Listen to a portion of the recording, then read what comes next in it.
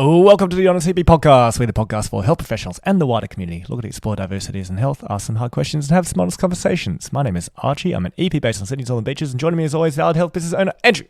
Andrew is not with me right now. He is with Michael Rizk, part of I Move You, I Move Physiotherapy, Physio Network podcast, and also Clinic Mastery. I'm about to ask him and Andrew some very interesting questions about health care business ownership and what's it like being in their position. You know, a lot of us only get to see what's like from the position of an employee or a contractor. So it's really good to hear their perspective on a lot of things. So here we go. We're going to jump in. See you later. I'm in a very rare situation here where I've got two successful business owners in the healthcare industry on one Zoom call. So I want to take advantage of this. And ask you guys some questions from a point of view of an employee. I feel like in the healthcare industry, from an employee's point of view, sometimes there are these feelings that business owners, healthcare directors and owners are kind of just pushing KPIs. You know, you get this idea, it's like, oh, they just want me to rebook, and they keep upping the prices, and they're making my job really difficult. And I imagine that's frustrating for you guys because, you know, a lot of the time people aren't coming to you with these direct concerns. You're just hearing grumblings about it and you go, well, there's reasons behind this. I wanted to give you business owners a platform to talk about what it's actually like from your side when people are talking about clinical excellence indicators and why they exist and why prices do go up. And, you know, from our point of view, it's like, oh, fuck, now I need to explain to my clients why they need to pay $5 more this year, which sucks for me, you know? But there's a reason behind it. There are reasons behind it. I'd like to hear your guys' views on this.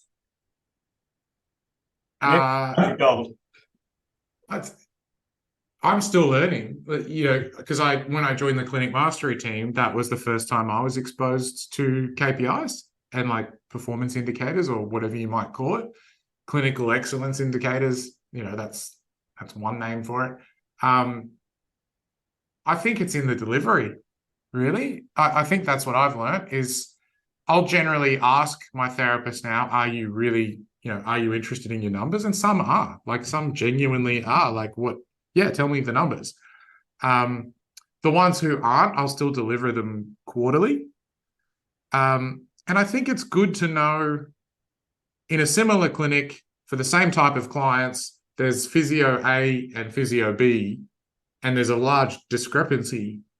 That would just have me curious as a clinician. I'd be like, why do I have a 20% cancellation rate and Andrew's patients only have a 5% cancellation rate? But they are business driven. And as business owners, we need a scoreboard because we need to keep the business open and we need to know when business is going well, we're usually hitting these certain things on the scoreboard. That's beneficial for us all to know.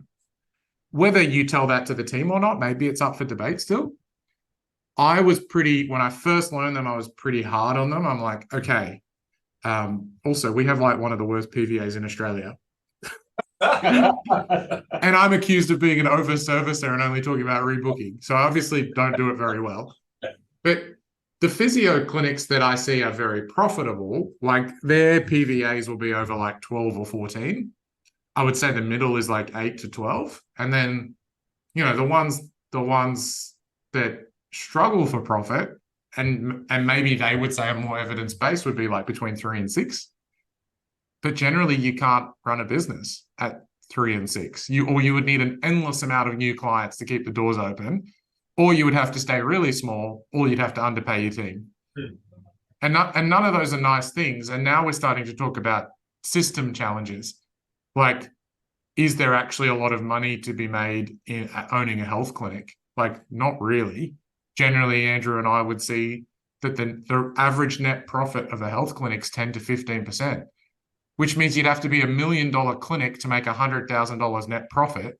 And I would argue that for all the risk and the challenge of starting a business, you would want to make more than $100,000, given most therapists can make $100,000 when they're really good. So there's not a lot of meat on the bone. And I think that's where business owners get a bit frustrated because we're not rolling in it. Like, I don't coach many clinic owners who are in that kind of position. And so what I think that means is not many of us are coming from the position of like, we need to overservice. We need to do more manual therapy so we can make more money, or so I can buy my jet or my helicopter. And then there's the delivery part. I think what I've learned is to make the KPIs more relevant. It's like, if the PVA is 3 to 5, is there something in the communication of like, did we actually help that person prevent their falls or be able to run with the grandkids, and what would be required for that to happen? And for those exercises to make the change, how long would we need to see them? If you've got a cancellation rate of 20%, I would want to know, like, why are my patients canceling 1 in 5? Is that how I'm ending the consult? So I've tried to make them a little bit more relevant. And then I'll go into communication strategies, verbal and non-verbal, some Vin Zhang stuff, like online communication skills. Yeah, there's a lot there. What do you think, Andrew? Yeah. There is a a lot. There is a lot. Yeah. I remember when we first started Clinic Mastery and we learned about KPIs or clinical performance, clinical excellence indicators for the first time. You know, we didn't have position descriptions at all for anybody. Yeah. And then I learned about these things and I'm like, oh shit, I should do these things. And so we created these position descriptions with like endless KPIs in them. You know, your rebooking and your cancellation rates and your this and your that. And now we've pretty much stripped all of that out. Gone back. Yeah. Yeah. I think there's one expectation that we have within our PDs, which is around utilization. And the utilization is, first off, it's a reflection of, for us, like the balance between like financial sustainability of the business and like sustainability of the team member to be able to successfully fulfill a caseload. Right? So that they don't feel overwhelmed or stressed, but they also feel like challenged enough that they're doing enough work. And I think that nuance gets lost because, like you said before, you know, the perception can be that business owners are just kind of rolling around in a swimming pool full of money, and that's just not the case. I think also,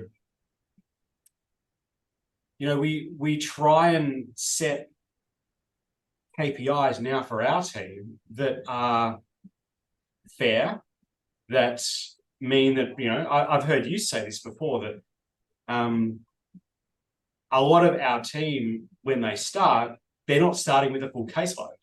They start with maybe a couple, and then they have to build that, you know, themselves by getting out there in the community and with the support of business to get to that utilization, you know, number, which sometimes can take 3 months, sometimes it can take 12 months, sometimes it can take 18 months. And, you know, sometimes we tend to fixate on, you know, what is going on for me right now, but not realize that there is kind of this greater context to what's going on in the business. And at those times, I would encourage a conversation about like what is going on and what needs to happen. But yeah, I mean, like you said, the reality is that, you know, if you were to start a business for the sole purpose of making money, like you probably wouldn't start a healthcare business because there's not a huge amount of profit or a huge amount of director shareholding in it. Yeah. It's an impossible equation to have balanced, and it's never perfectly balanced. Like the team members feeling undervalued and underpaid. Every business owner I've met wants to pay their team more. I don't know anyone in Clinic Master who hasn't said to me, I would love all my team members to be earning over 100K and be valued for what they do. But then you have a system problem with like, how much can we charge? Like the solution to that is cool. Let's charge $300 every consult. Then business will be fine. Everyone will get paid, and that's fine. But then the patients aren't going to pay that, or there's a market force there, or therapists feel uncomfortable charging that much. It's an impossible equation to solve. To keep the business healthy, to not have your therapist seeing 60 or 70 clients a week, and to have your therapist feeling valued and well paid, it's never perfect. So you're always going to be bouncing between those three realms. We built our model where we felt like our therapists could earn good money by seeing 45 to 55 clients, rather than what's more traditional in physio is probably seeing 60 or more very consistently. We thought, what if you could see 45 to 50 clients, work a 4-day work week, and earn, say, between 90 and 110K? We just thought that would be a really nice mix of things.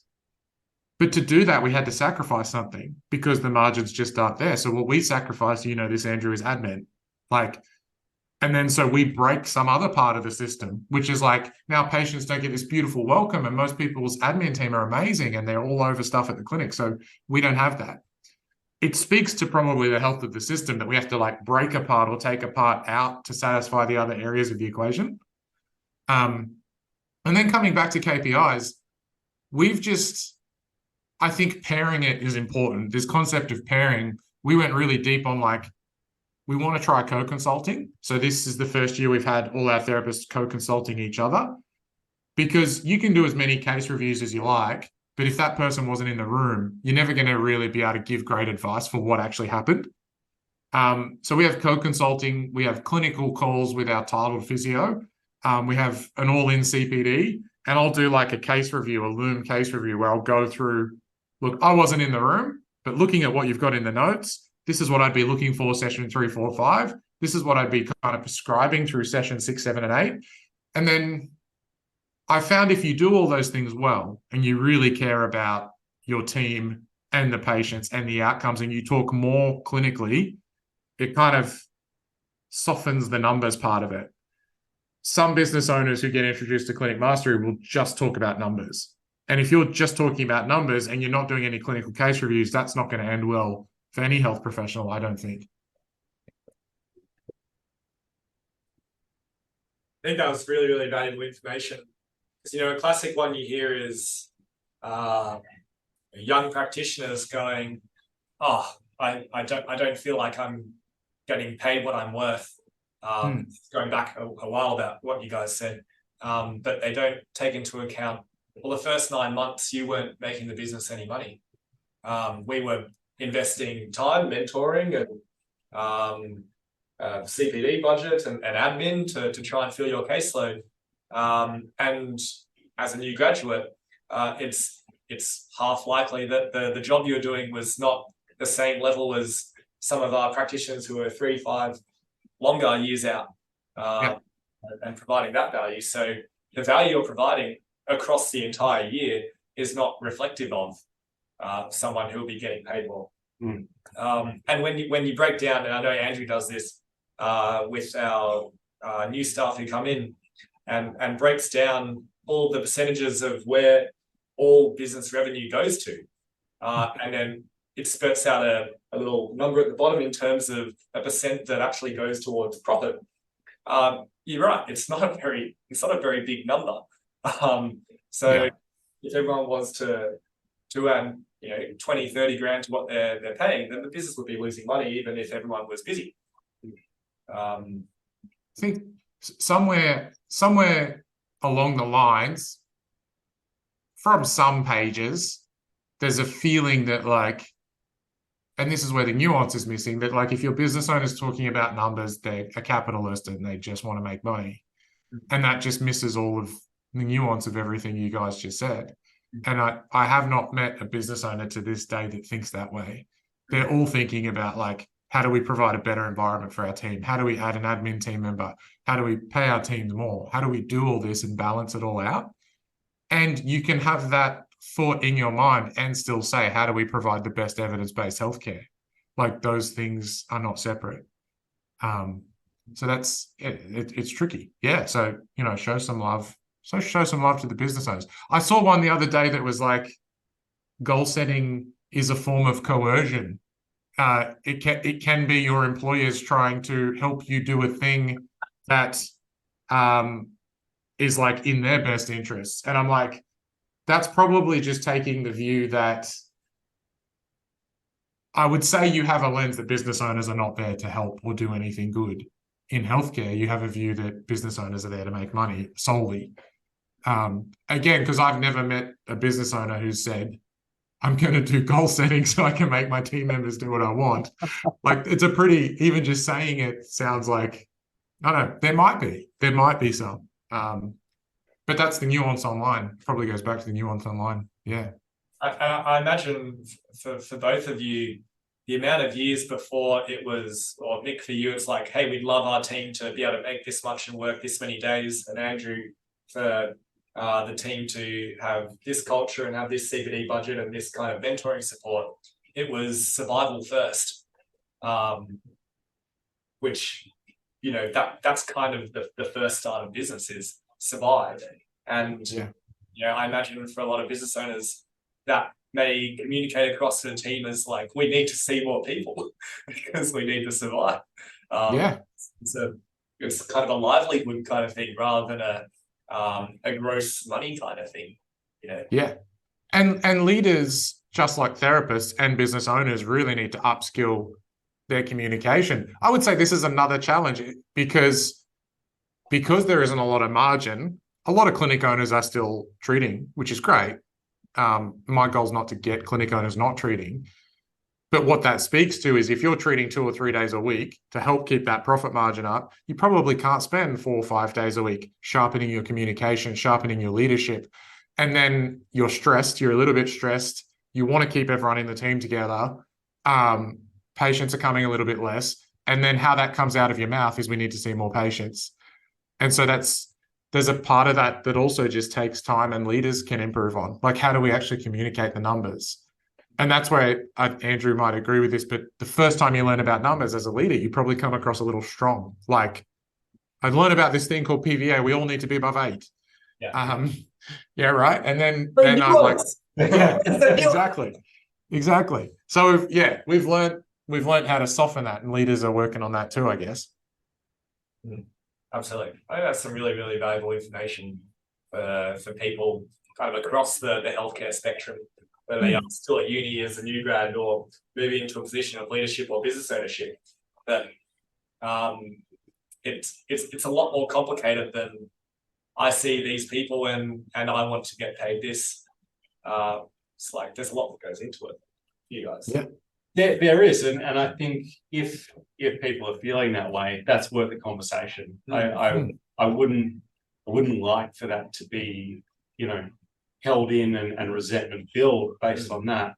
I think there is context, and to Mick's point, I think what we learn as we transition from a practitioner to a mentor to a business owner is that we're not perfect, and we are learning all the time. And if it's because you want to understand a little bit more, like, have a conversation with us about that, because that way it gives us the opportunity to explain that context and also explain like what needs to happen in order for you to like grow and learn and earn what you want to earn over a period of time, which I think is the value of a desire statement, is it can tie into what is what direction do you want your career to go in? Like what is balance for you? And how can we create a work balance that is sensitive to that? I think sitting down and thinking clearly about what you want out of your career and out of your life is a very valuable exercise to do. And as a business owner, to be involved in that process means that we can tailor what you experience at work to what is important to you. Absolutely. Wow. I think the takeaway there for me is ask the question of if it's financial related, it's like or numbers related, it's like, hey, I'm I want to be making this. How can I get there? Or what do I need to do to make that feasible for the business? And I guarantee the person you ask will have an answer for that question, or will be able to work out an answer for you by doing some numbers calculations. It wouldn't be difficult.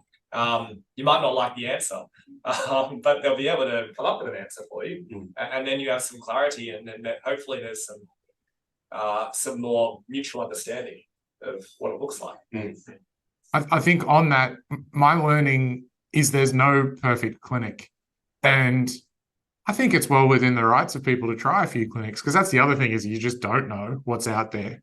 And it's actually healthy. I find our best team members are team members that have actually been somewhere else and then come to us, and they're really appreciative and full of gratitude. And sometimes the team members that have only started with you and maybe been with you for 7 years, they don't really know any different. We've had 2 team members leave. They were new grads with us. They've been with us for 4 or 5 years. They left and then they came back. And that provided enormous insight into what we were doing well and what we weren't doing well. But there's no, just on that point, there's no perfect practice. You will find something. Because like I said, we might have a great model the way I've described it, but we had to pull out our admin, and there's imperfections in that. There might be a clinic where you can earn 120K if that's your goal, but they're probably billing something you're uncomfortable with or seeing a really high amount of clients. Or there might be this perfect clinic that they've got the best CPD. You know, we do journals together, we do hands-on together, we go away together. We've got the best tech, but their margins are probably lower, so you probably get paid less. And so there is no perfect clinic. And so when I see posts that are really critical of clinics and suggestions that like maybe you should leave, I'm like, I don't, like, that's missing the nuance. But you could apply your values filter and say, oh, like, I don't really care about admin, so that clinic would suit me. Or actually, I don't want to earn 100K. I'm actually happy on 80 and I'd be happy seeing 40 clients a week. That could work. Yeah. Very interesting. Andrew, any other topics you wanted to cover this evening? While you think, Mick, any other topics you wanted to cover tonight? Because you've got a beer in you, and you can rant as much as you like on this podcast. I'm just looking back at our talking points in the chat. Who's the APA and why are they scared of EPs? That's good. That's good. Well, we didn't touch on that. I do feel he's gone. He's laughing. I do feel that scarcity comes into the system, no matter what system. Like, we can all claim to be saints and perfect healthcare, evidence-based health professionals, but at some point scarcity comes in the system because you're talking about your living. And then at some point you're talking about putting food on the table and you're talking about feeding your family. And so I think this is a bigger conversation. I do bet that there are physio clinics who are doing it tough. And I reckon they're good humans. And I reckon that they're seeing EPCs be split 50-50 now. And this might tie the whole thing together, but it might come back to why the Valuing Skills series exists. And so we talk about context and nuance all the time as healthcare professionals. I'm sick of seeing those words, but we have to understand the human behind that reaction. Maybe they're about to close their physio clinic and they've just seen their referrals drop 50% because GPs in the area are now referring to EPs. Is that good? Is that right? Is that fair? Who wins that war? Is it because one side has a better marketing message or a stronger marketing budget? Is it because one side's actually doing better healthcare? So there's something in that. That's probably for a whole nother podcast, but it might just bring back to the original thing, which is I do sense a little bit of fear in the physio market with EPs taking market share. And that's the reality. Is almost like, I think some physios feel like we have all that skill set, but there's a whole new player who has some of our skill set. And when you guys were saying before, like, it's really great, it overlaps, and many professionals within that have their own interests as well. Yeah, I think that might be part of the fear and the difference between physios and EPs at the moment. And I think EPs hold no fear. I think that's cool, right? Like, being part of a new movement and a new profession with a strong identity that's not torn with pretty much like, there isn't one modality. That's silly to say because we all use so many modalities. Like I would say within communication, there's 10 modalities in communication. But you can see how it's more unified than physio right now. So yeah, I think there's a movement of real skepticism in physio within physio that's tearing physios apart a little bit between older and younger generations, hands-on, hands-off, that kind of stuff. And I think there's a little bit of fear. But then when I think about the context behind fear, it's like there's a human behind that who's worried about their business, about their patient numbers, about paying their mortgage. And then all of a sudden you start to go, oh, I could see how someone would write a message like that based in fear. Absolutely. So I see that. Go on. On the other side of the coin, you've got EPs, like you said, who have a huge level of confirmation bias anytime they read research and go, yes, exercise, very good. It's like, we were right this whole time. And then so that you just kind of get more and more emotional and like, we're right. And then something comes out where it takes you out a peg and it becomes very emotional. Very emotional. Yeah. And a turf. I see that. And it was interesting because the study's now showing like exercise doesn't work for pain as well as we thought it would. And I'm like, cool. Well, the reality is like there have been a lot of EPs kind of like throwing shade at manual therapy because it doesn't work. But now there's this modality over here that is potentially tied to an identity that also doesn't work for pain. But the truth is like really good therapists have been thinking this way for 10, 15, 20, 25 years. Like back to like my first mentor who was like 50 years old when he was teaching me, he was talking about these principles. Like, I don't think manual therapy and exercise is the solution for pain. It's all this other stuff. He was talking about the BPS model before I think we had these really beautiful articulations of what the BPS model was. And I think there's been really good physios doing this for a really long time. Maybe it just hasn't been articulated in this way. And there's been some really terrible physios doing it that way for a long time. It's so hard for people to articulate and research like, well, what is the thing that is actually working? It's like, well, now we're getting to a point where it's like, okay, so maybe it wasn't the manual therapy. Well, maybe it wasn't the glute bridges you were doing. It's like, maybe it's just the people who are really good at working with individuals who are the ones who are getting the good results. But how are you doing that in research? Like, how the fuck do you measure that in research? When like, who are the people who relate really, really well to the individual in front of them and give that person what they need?